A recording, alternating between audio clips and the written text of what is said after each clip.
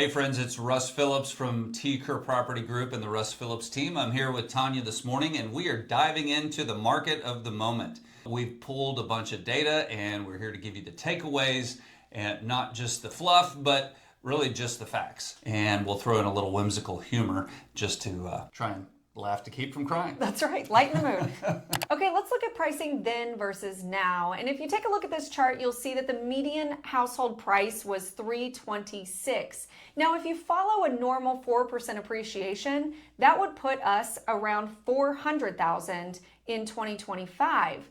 But if you look at the chart, we're a bit ahead of that at a median household price of $420,000. So what does that mean for you? It means that while the market has declined since mid-2022, we still are ahead of the curve. Now, the chart shows that we kind of shot out of a cannon in 2020 because, as you know, pandemic created quite the havoc in the market. And so we were at a jaw-dropping $489,000 median household price, coming from $326 in about 18-ish months, which was wild. So we would expect that a correction happened, and here we are at that correction. So this is the normal progression of how real estate works. Slow, gradual appreciation. The last 5 years have honestly been anything but normal. We are getting into a normal market, don't you agree?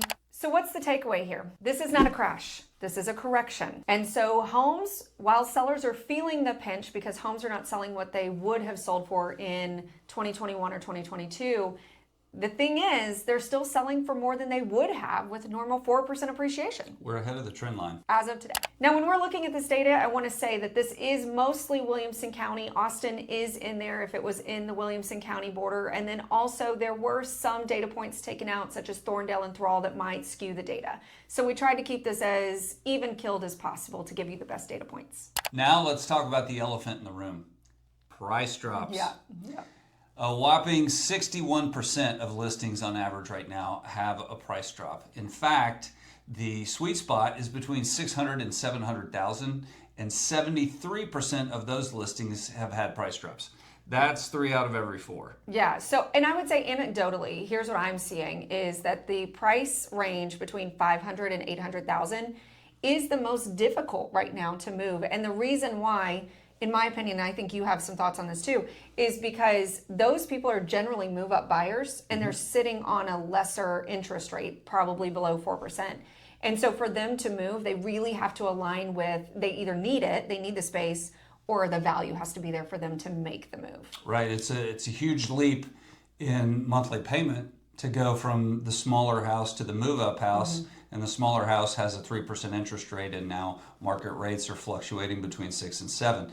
This is where new construction is punishing resale because they are offering all kinds of incentives and 5% money. So that's how they're getting deals done. And the resale market is struggling to compete with that. So the lesson learned for sellers in that price range is you really do have to make sure you look exceptional, better than the competition, better than resale sometimes, and you have to be willing to price competitively to give new construction a run for their money. Yes, and accentuate your differentiating factors. Whatever you have that they don't, whether it's a big lot, awesome pool, most sexy kitchen, you need to accentuate your differentiators. And then the other thing about pricing, in Georgetown West, for example, the ratio of the close price to the final asking price is 98%. What that means is if you're not priced within 2%, the market will not write you an offer. Yeah. And so that's different. The ratio with the original listing price is 94, 95%. The fact that those two ratios are not the same tells me that people are not writing offers even if you're 5% off. Well, and some of the hazardous thinking that I see is when people say, well, let's just price high and somebody can write an offer for what they feel it's worth. And that's hazardous thinking because the average buyer won't. Most buyers won't. So here's a takeaway. Number one, if you're a buyer, how do you know without a seasoned agent who's in this every day that you're not looking at something that is still overpriced? We want to take care of our buyers that way and make sure you don't overpay. And for sellers, where is that mark that's within 2% of what the market's willing to pay? Those are things that they're moving targets at times. Right. So you need experience, you need expertise, you need somebody who is dialed in. That's right. We can't change the market, but we can interpret it. Now, if we look at price drop trends, we usually hover between 6 and 8% for the price drop. But in 2022, when the market was really shifting, we were mid-shift, you would see that that was upwards of 10%. And that was really because the market was falling so fast, people were trying to figure out where to go. So they were having to make much larger price adjustments. In today's market right now, we're seeing about 6 to 7% on average for a price adjustment from original list price to sales price. And once you make that final price adjustment, it takes about 23 days to get under contract. So you do have to watch the market after the price adjustment to see what it does. 23 days might feel like an eternity in the current market, but really the data suggests that the market is rewarding sellers that are getting in line with market expectations. And you need to consider the real costs of sitting on the market. There's insurance, there's property tax, there's mortgage payments. Heaven forbid you're making 2 mortgage payments now. Those costs are very real, in addition to the price drop that the market's going to force on you.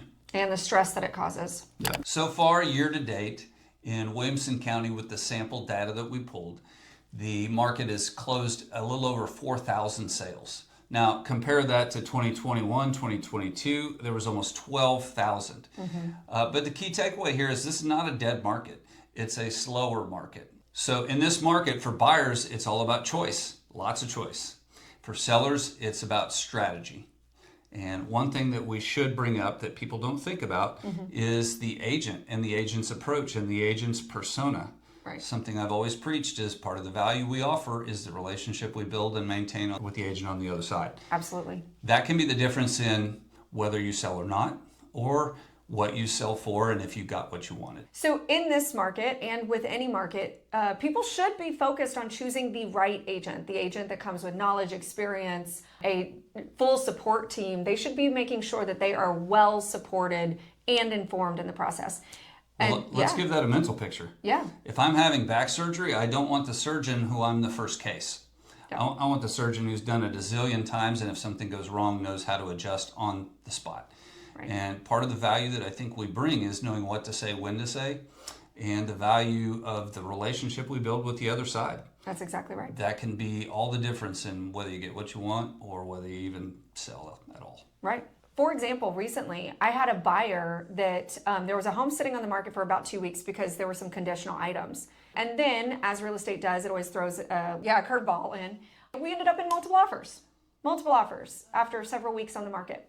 Now, we were not the highest offer. We were not the best terms. In fact, we were asking for a lot of those cosmetic repairs on the initial contract, but we got under contract. And you know why? Why? Tell me. It's because of the relationship with the other agent. So even though we were not the best offer in price or terms, we got under contract and we got it closed because we were not a wild card. Yeah, relationship brings with it predictability. So the fact that the other agent knew what to expect from you carried the day. So what are the things you need to know right now? Well, number one, we are ahead of the curve. Homeowners are still making more money than they would have with normal appreciation. Number two, over 60% of active listings have had a price drop. And the market data shows that it is rewarding sellers that are getting realistic like that. And sometimes quickly. And overall, we've moved from a frenzy to a more steady market. And that feels better with a little bit more time, space, and breathing room to make the decisions that are right for you. Especially if you're a buyer, you don't have to put on your track shoes and do wind sprints. Remember the lines around the block? As always, if you're wondering about your unique situation, your home, your neighborhood, or just the market, reach out. We would love to talk with you. And of course, the conversation is always free. And if you are one of our clients, thank you again for your support. And if we haven't gotten to meet you, we would love the opportunity to make a first impression. And of course, Russ will always sneak in about a real estate joke.